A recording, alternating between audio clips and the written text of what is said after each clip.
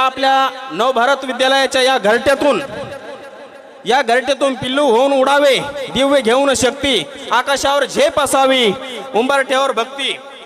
अल्पावधी काळातच आपल्या शाळेने क्रीडा क्षेत्रात देखील यश संपादन केलेलं आहे आणि ते यश म्हणजे आपल्या नवभारत विद्यालयाचा विद्यार्थी अंडर 14 मध्ये काळबंडे साहेब अंडर 14 मध्ये स्टेट लेवलला पोहोचलेला आहे शालेय क्रीडा स्पर्धेमधून आणि त्या ठिकाणी अत्यंत मोठं यश त्या ठिकाणी संपादन केलेलं आहे. आणि म्हणून मी तेजस गजानन खरात या विद्यार्थ्यांना आमंत्रित करतो आणि त्याचे आजी आणि आजोबा या दोघांनाही विनंती करतो की आपण या ठिकाणी स्टेजवरती यायचं आहे, कारण की शालेय स्पर्धेमधून लागणं सोपं नाहीये. जिल्ह्याच्या नंतर विभाग आणि विभागाच्या नंतर स्टेटला निवड होणं हे सोपं नाही.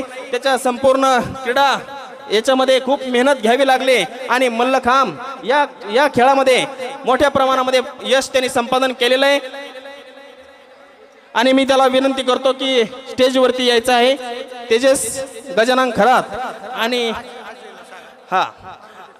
आणि त्याच्या आजी श्रीमती पार्वताबाई खरात यांना सुद्धा विनंती करतो की आपण स्टेजवरती यायचं आहे.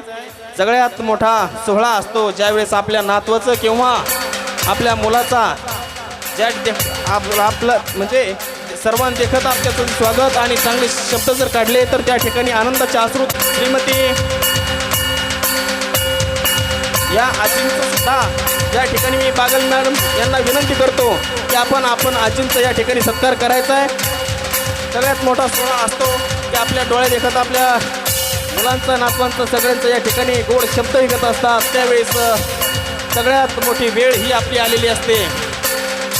प्रचंड मेहनत करणारा विद्यार्थी एकच दिवस ॲब्सेंट राहत नाहीये आणि जर 10वीला जर असता तर 15 मार्क त्याला मिळाले असते परीक्षा बोर्डला आणि त्या ठिकाणी त्याला ज्या वेळेस नोकरी लागेल त्यामध्ये 5% आरक्षण त्याला राहील.